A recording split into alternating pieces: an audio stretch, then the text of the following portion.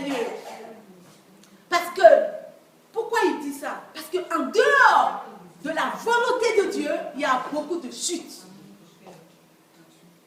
Il y a beaucoup de, comment on appelle ça, glissade.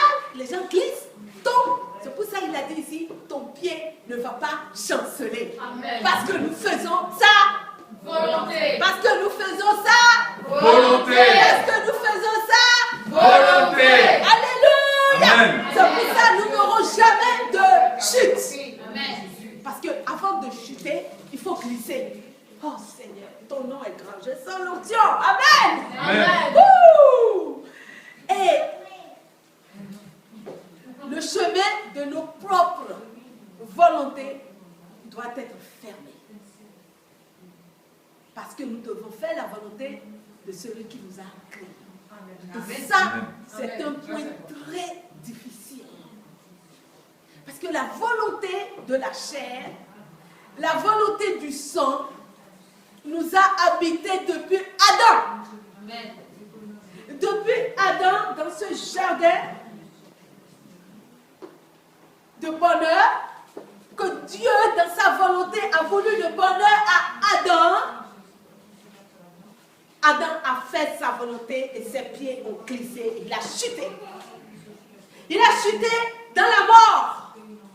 Et depuis, le monde, quelles que soient ses ambitions politiques, philosophiques, scientifiques, le monde gît dans la mort.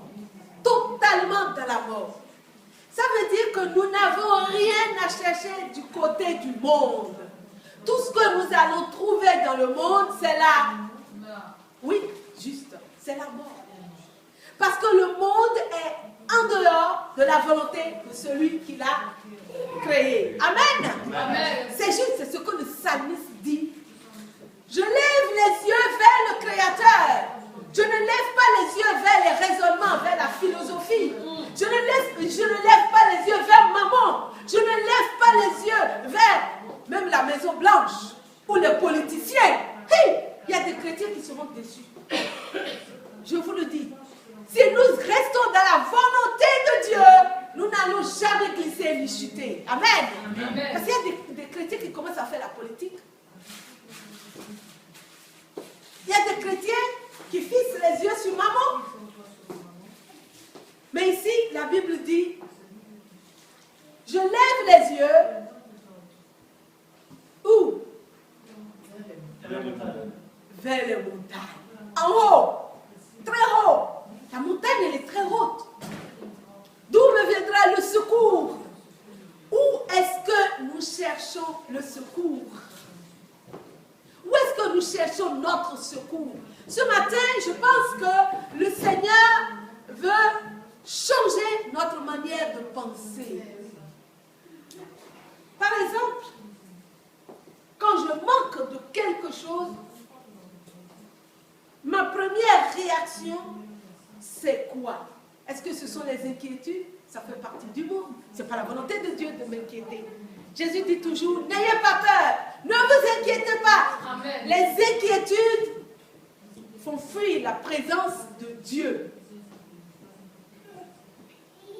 Alors, si j'ai des problèmes, ma première réaction montre dans quelle volonté je suis. Puisque Dieu veut que je ne m'inquiète pas. Puisque Dieu veut que je sois dans sa paix. Amen.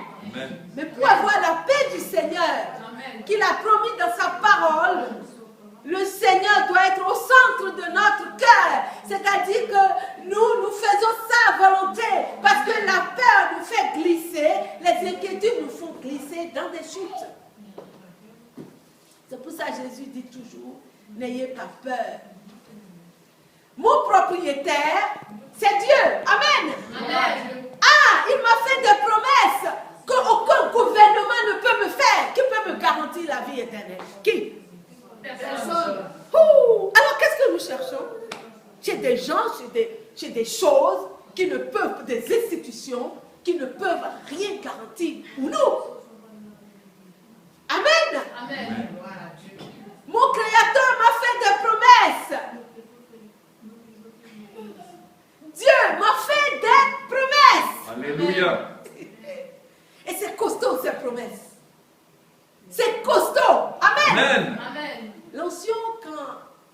descend, il faut la saisir et devenir forte. Amen.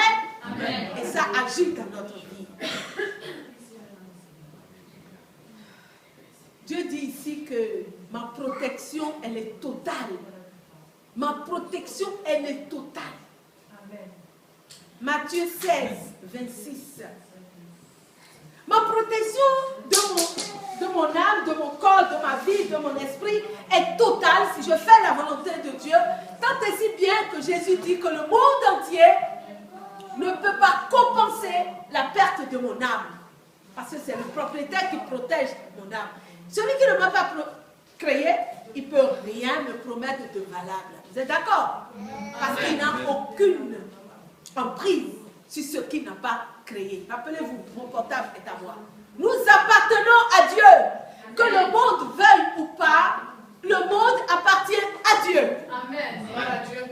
Alléluia. Alléluia. Et la religion, vous savez ce que la religion fait? Elle prend la vérité et elle l'habille. Elle habille la vérité de beaucoup de choses, des rites, des principes, des choses à faire ou à ne pas faire. Et ce n'est pas ces principes qui vont nous sauver. Nous devons nous dépouiller de ces principes parce que Jésus, c'est le propriétaire de nos âmes. Amen. Amen. Alors, à la chute, la communication a coupé entre Dieu et nous. Il n'y a plus de rapport entre Dieu et les hommes. Je suis séparé de mon Créateur. Je suis complètement dans une autre volonté. J'ai été créé. Les oiseaux sont créés pour voler, n'est-ce pas? Dans le ciel. Les poissons sont créés pour vivre où? Dans la mer. Les animaux sont supposés être dans la forêt, manger des herbes et tout ça. Mais l'homme est créé pour quoi? Pour vivre dans la présence de Dieu. Amen. Voilà pourquoi quand un chrétien, il n'arrive pas à prier, il n'arrive pas à louer, il n'arrive pas à glorifier Dieu, il est mal à l'aise. Quelque chose lui manque. Parce qu'il est créé pour adorer. Amen. Amen. Comme le poisson est créé pour vivre dans l'eau. C'est la volonté de mon Créateur. Que je le loue. Amen. Amen. Que je glorifie son nom. Qu'il fasse bon, qu'il fasse mauvais. Que je le loue en tout temps. Ça, c'est sa volonté. Amen. Amen. Celui qui a créé ce portable m'a dit comment il faut agir. Amen. Alors, imaginez que j'achète une voiture, disons Opel, n'est-ce pas? Si j'achète une voiture Opel et que Opel est cassée, j'ai un contrat avec Opel. Je dois aller chez Opel et Opel répare la voiture. Vous êtes d'accord? Oui. Amen. Mais si je n'ai pas acheté une voiture Opel, je n'ai pas de contrat, si ça se casse, de quel droit j'irai chez Opel? Vous comprenez? Alléluia! Est-ce que vous me saisissez? Oui. Amen. Ouais. Moi, je sais que si je suis abîmé, mon Créateur me répare. Alléluia! Amen. Parce qu'il l'a promis. Amen. Parce qu'il a dit dans sa parole qui est infaillible. Dieu nous garantit contre toutes les épreuves, toutes les choses mauvaises qui vont arriver dans ce monde. Dieu garantit sa présence. Amen. Amen. Est-ce que nous sommes sûrs que Dieu nous garantit sa présence? La présence de Dieu, c'est comme notre ombre. Dieu nous l'a ici, dans le psaume 1, vous voyez David comment il parle. Dieu a garanti sa présence à ses enfants comme notre ombre. Nous sommes sûrs d'avoir une ombre, n'est-ce pas? Amen. Partout où nous allons, notre ombre nous suit. Amen. Amen. C'est la même chose. Dieu nous garantit sa présence comme notre ombre. Alléluia. Et la paix, la protection m'est assurée. Ça, ce sont les promesses de mon Créateur. Je ne veux pas m'arrêter là. Dieu, en voyant vous et moi perdus,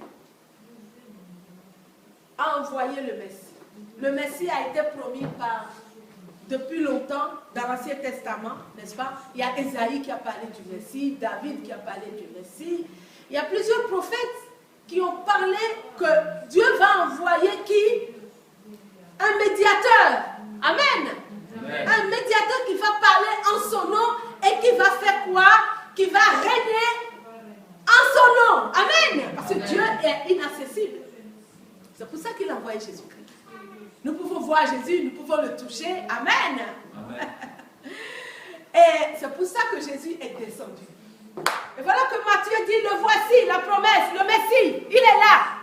Matthieu a dit ça. Qui a encore dit ça? Jean, Luc, Amen, les actes des apôtres, Pierre, Paul, Jacques, Barthélemy. Ils ont dit, voici le Messie. Et Jean-Baptiste a dit, voici l'agneau de Dieu qui ôte le péché du monde. Amen. Amen. Dieu continue de dialoguer malgré notre état terrible, de toujours être contre sa volonté. Dieu continue de dialoguer avec nous. Alléluia. Et il continuait tellement de dialoguer avec nous que le Messie est descendu sur notre terre. Il a mangé avec les hommes comme vous et moi. Il a parlé avec eux, il leur a fait du bien. Amen. C'est une grande nouvelle. C'est une nouvelle incroyable. Alors, qu'est-ce que le Messie il a fait? L'évangile est pour qui? Pour les pécheurs. Parce que tous les hommes sont en dehors de la volonté du Créateur. C'est pour ça que l'évangile est pour les pécheurs. Mais l'évangile ne cohabite pas avec le péché. Rappelez-vous. L'évangile est pour les pécheurs, mais ne cohabite pas avec le péché. L'évangile est là pour pardonner les péchés, pour purifier. On peut lire Marc 1, 40 à 45. Marc 1, 40 à 45, on va le lire rapidement.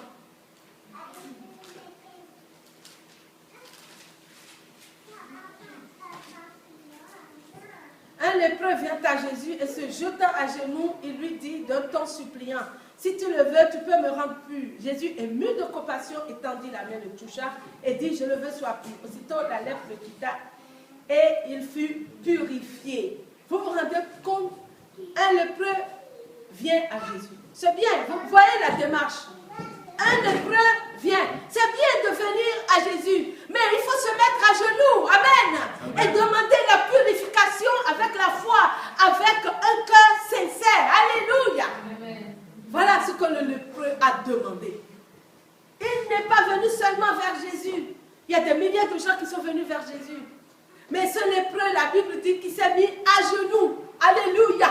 Signe d'humilité. Il était humble. Il demandait la purification. Et vous voyez, Jésus avait tellement compassion qu'il a répété la phrase de ce lépreux. Il a même touché le lépreux au risque. C'est un risque de toucher un lépreux. Jésus, il n'a pas peur de nous toucher ce matin. Amen.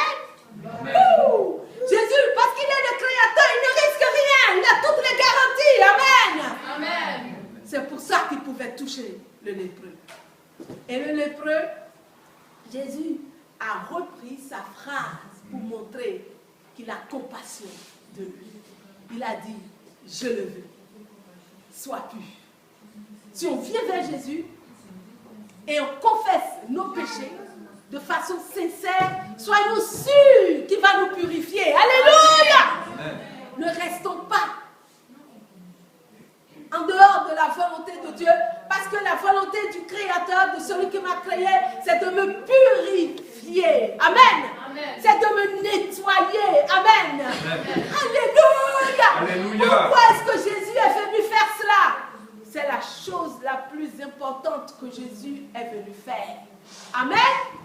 C'est la chose la plus importante que Jésus est venu faire. Je le veux, sois pur. Amen. Dit le Seigneur. Si nous voulons ce matin, nous avons les promesses du Créateur. Si quelque chose est cassé chez nous, s'il y a un petit péché qui vient quelque part, Jésus dit, je le veux, sois pur. Jésus dit, je le veux, sois pur.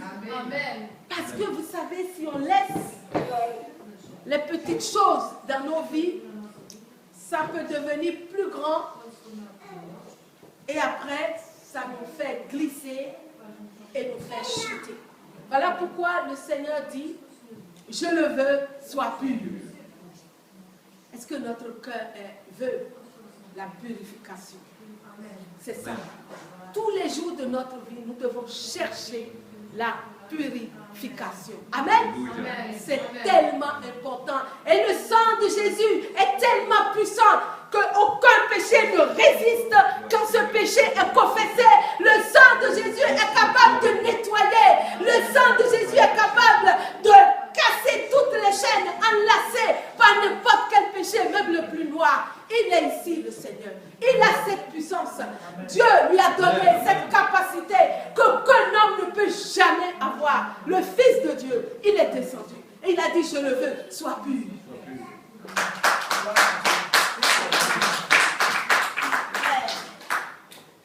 Le Messie est venu. Le Nouveau Testament l'a proclamé. 1 Timothée 1,15 montre que Jésus est quelqu'un qui a une grande compassion. 1 Timothée 1,15. Si quelqu'un veut le lire rapidement, il a une compassion sans limite. Il a une compassion sans fin. Même si je pêche demain, il va me pardonner. Amen. Amen. C'est ça Jésus. Alléluia. Amen. Il a une compassion sans fin. Quelqu'un peut nous lire 1 Timothée 1,15. C'est une parole certaine et entièrement digne d'être reçue, que Jésus-Christ est venu dans le monde pour sauver les pécheurs, dont je suis le premier.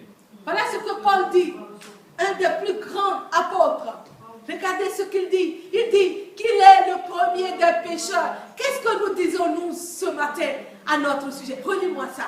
Relis-moi ça. Qu'est-ce que nous disons? C'est une parole certaine et entièrement digne d'être reçue, que Jésus-Christ est venu dans le monde pour sauver les pécheurs, dont je suis le premier. Paul dit qu'il est le premier des pécheurs. Et nous sommes sûrement les deuxièmes. Ou alors les co-premiers. Alléluia. Mais il a dit que Jésus est venu pour nous purifier. Et le sang du Seigneur est là ce matin pour briser tout ce qu'on appelle noirceur du péché. Il est là pour nous laver. On l'a chanté. On l'a chanté. Alléluia. La compassion de Jésus est très forte. 1 Jean 1,7. 1 Jean 1,7. Il ne faut jamais douter que Jésus va nous pardonner. Jamais ce doute. C'est l'ennemi qui met le doute que nous ne serons pas pardonnés. Ça, c'est faux, ça. Dieu nous pardonne chaque instant. Amen. Chaque instant. Amen. 1 Jean 1,7.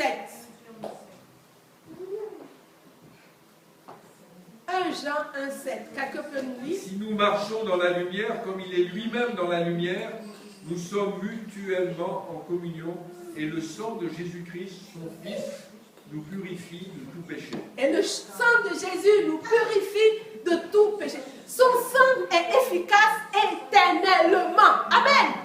Amen. Si j'ai un enfant qui porte mon nom et qui a fait des bêtises, je ne lui retire pas mon nom, n'est-ce pas? Non, je ne retire pas mon nom. Je fais tout pour qu'il revienne sur le bon chemin, n'est-ce pas? Amen. Dieu, c'est pareil, Dieu est meilleur que nous. Amen. Pourquoi nous pensons que Dieu peut nous rejeter? Dieu ne rejette pas ses enfants. Amen. Amen. Dieu ne rejette personne. Alléluia. Amen. Dieu ne met dehors personne. Jésus a dit, je ne te mettrai pas dehors. Alors si on n'est pas dehors, on est dedans. Et si on est dedans, il nous purifie par ce sang qui est précieux. Nous allons lire maintenant Marc 4. Pourquoi Jésus fait tout ça? Pourquoi Dieu fait tout ça? Vous savez, pourquoi Jésus est venu pour nous sauver, pour nous pardonner chaque instant? Pourquoi Jésus est venu pour donner son sang puissant, pour mourir à la croix,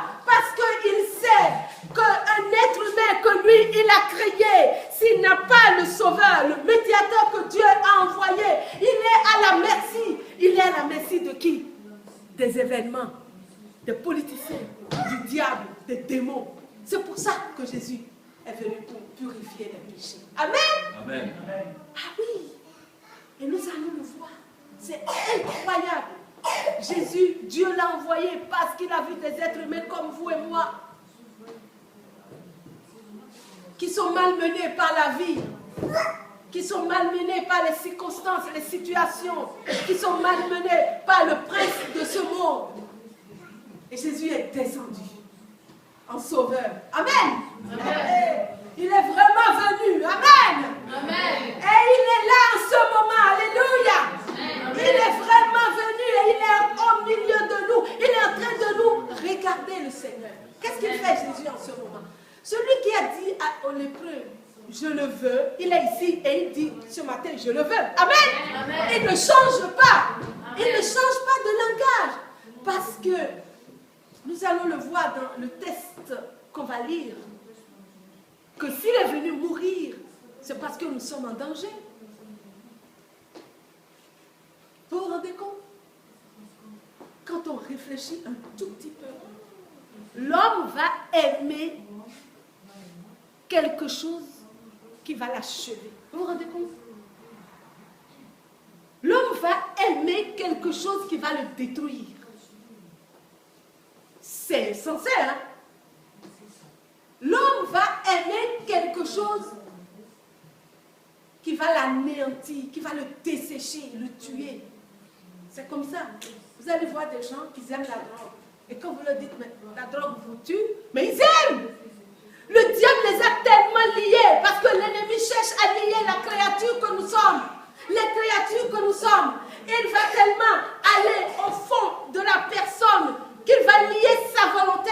Et c'est les mauvais esprits qui vont commencer à agir. Ce n'est plus l'être humain que Dieu a créé. C'est pour ça que Jésus est descendu. Amen. Amen. Amen. Nous devons avoir compassion des gens. Comme Jésus a eu compassion. Parce que Jésus est venu dans un but précis. Marc 4, 35 à 41. Si vous connaissez tous l'histoire, les disciples étaient dans la barque, frères et sœurs. Ils étaient dans la barque, les 12 apôtres. Hey, quelle aubaine pour le diable. Il voit 12 apôtres.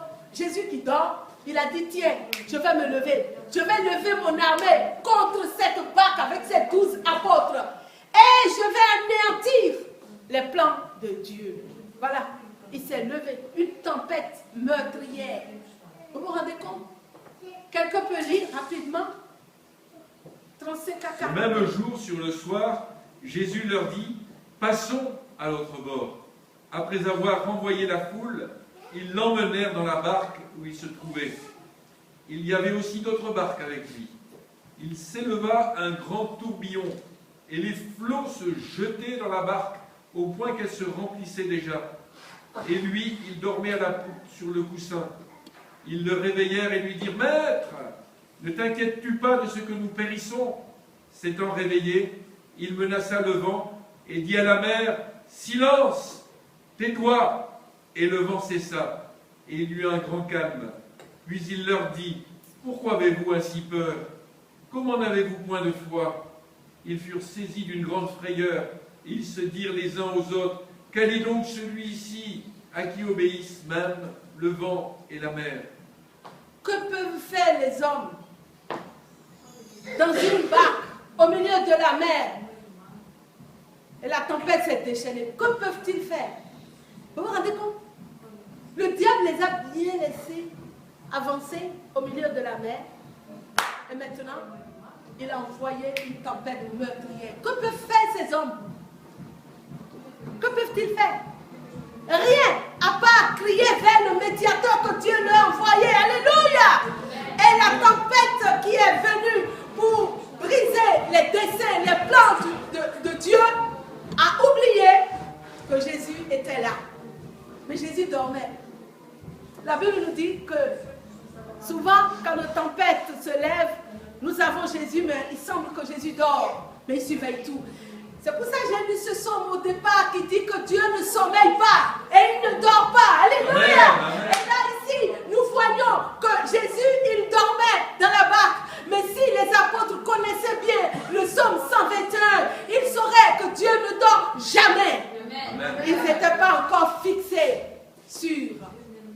divinité de Jésus-Christ. Est-ce que nous sommes ce matin fixés sur sa divinité? Amen. Ah, si Jésus est un simple homme, alors nous n'avons que quelques feuilles remplies de morale que nous devons suivre, mais nous ne pourrons jamais. Mais si Jésus est le Fils de Dieu, alors il est capable de purifier nos péchés et faire de nous des enfants de Dieu. Amen. Alléluia. Il n'est pas un simple homme. Alléluia. Ah oui, Dieu n'est pas un simple homme. Les apôtres n'ont pas eu encore dans leur esprit cette vérité que Jésus est le Fils de Dieu. Parce que David a dit, Dieu ne dort pas. Ils ont oublié cette phrase. Et ils ont commencé à crier, paniquer. La Bible dit que Dieu ne sommeille pas. Il ne dort pas. Jésus s'est levé et il a dit, tais-toi. Il renverse les desseins de Satan. Il renverse les projets du diable et des sorciers réunis. Jésus s'est levé pour chasser du trône les puissants qui veulent faire du mal à son peuple. Oui, il protège son peuple. Amen. Amen. Je ne sais pas qu'est-ce qui s'est levé dans notre vie. Mais est-ce que nous sommes sûrs que Jésus est Dieu? Est-ce que nous sommes sûrs qu'il est Dieu? Amen. Est-ce que nous le croyons? Amen. Il ne dort jamais. Amen. Il ne sommeille pas. Amen. Il connaît tout, il voit tout, il sait tout, il entend tout. Il contrôle tout. Il contrôle tout. Amen. Alléluia. Il n'est pas un homme. Il est vraiment Dieu. En disant, tempête, tais-toi, Jésus a attesté sa divinité. Amen. Il a montré qu'il n'est pas un homme.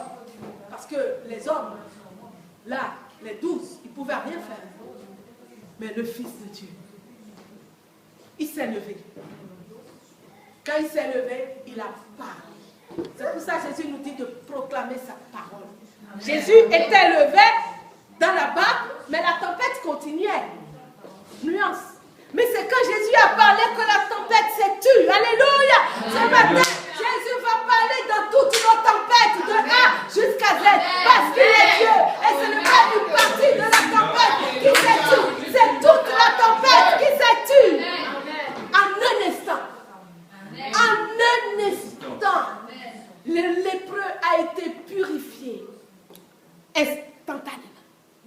La lèpre n'est pas restée 3 ans, non. Le lépreux a été purifié instantanément. Si le diable a des projets et des desseins contre notre vie, n'oublions jamais, Dieu a envoyé le Sauveur. Amen. Amen. Alléluia, Dieu a envoyé le Sauveur. Amen. Dieu a envoyé quelqu'un qui règne. Amen. Jésus règne même sur les tempêtes. Jésus règne sur la mer. Il règne sur la terre. Il règne sur chaque maladie. Amen. Parce qu'il est Dieu, il n'a pas de limite. Sa puissance n'a aucune limite. Qui va limiter la puissance de Dieu?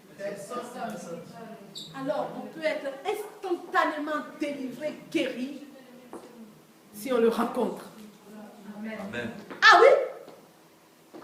Jésus, il est le Fils de Dieu. Il représente Dieu. Amen. Amen. Il règne au nom de Dieu. Alléluia. Les tempêtes, les vents, même la mer obéit à Jésus-Christ. Jésus lui dit, tais-toi. Est-ce que quelque chose nous dépasse dans notre vie ce matin? Nous devons voir le Fils de Dieu comme quelqu'un, comme Dieu, qui est infiniment puissant. Il est puissant dans les domaines financiers, dans les domaines de l'âme, du corps, de tout. Amen. De l'esprit. Rien n'échappe à la puissance de Dieu, puisqu'il nous a créés. Est-ce que quelqu'un était là quand Dieu nous créait? Comment il a mis les nerfs à côté des os et de... Ah non, mais qui était là? Personne. Alors Dieu va briser nos raisonnements. Dieu va briser notre incrédulité. Alléluia. Amen. Dieu va briser ce qui nous empêche de rentrer dans la bénédiction. Alléluia. Parce que Jésus règne. Satan ne veut pas que Jésus règne. Il ne veut pas que Jésus règne. Ça le dérange énormément que Jésus règne. Quand Jésus commence à régner dans ma vie, dans l'église, dans la ville. Satan est déchaîné parce qu'il veut prendre le règne de Jésus-Christ. C'est un voleur. Mais c'est l'église, c'est vous et moi qui faisons de Jésus celui qui règne. Amen. Amen. C'est nous qui décidons qui va régner sur nous. Qui veut le règne de Jésus? Allez. Satan a échoué. Amen. Il a échoué. Amen. Satan a échoué. Amen. Le ciel a échoué. Jésus a gagné. Jésus a triomphé. Jésus a triomphé. Et Jésus règne. Amen. Nous allons demander au Seigneur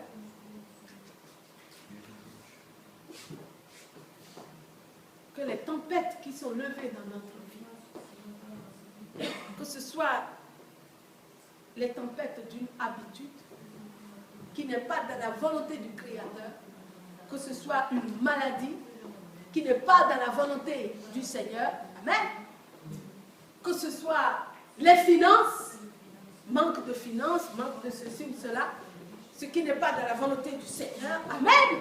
Dieu, même si Dieu ne nous fait pas milliards, multimilliardaires, il veut couvrir tous nos biens, tous nos besoins, amen. J'en suis convaincue. Parce que moi, je ne peux pas laisser mes enfants dans le besoin totalement. Vous avez vu le fils de la République mendier dans la rue? Non. La volonté de Dieu, c'est de nous bénir. Amen. Amen. Alors, si ces tempêtes se sont levées dans nos vies, ce matin, nous allons nous lever.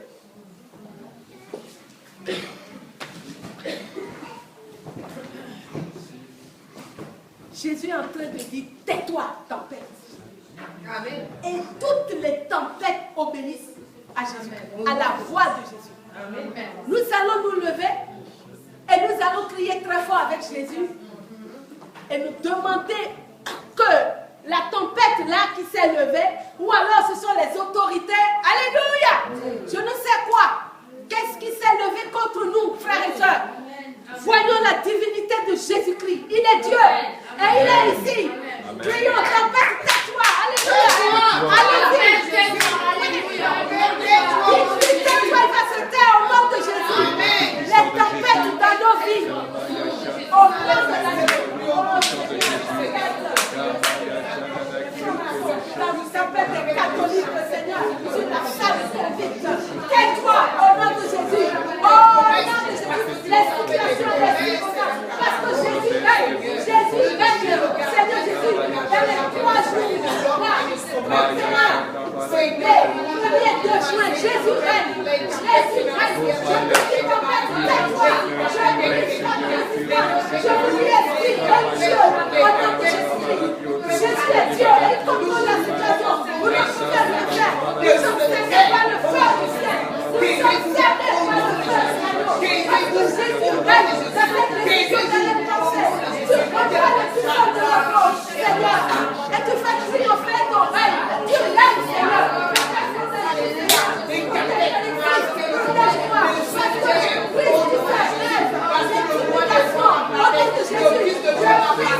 Jésus,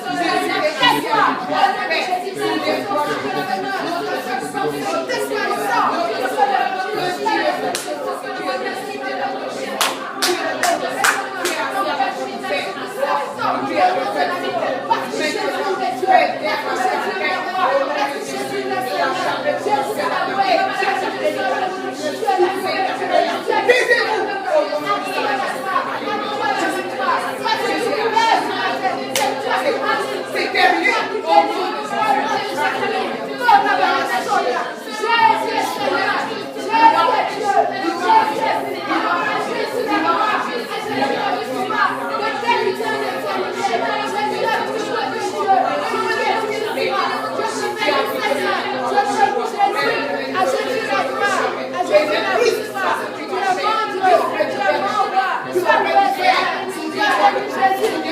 Carabina bibalo kutobashina isahe. Yes, baba na sisa bibale kona kina bibale. Yes, baba na sisa bibale.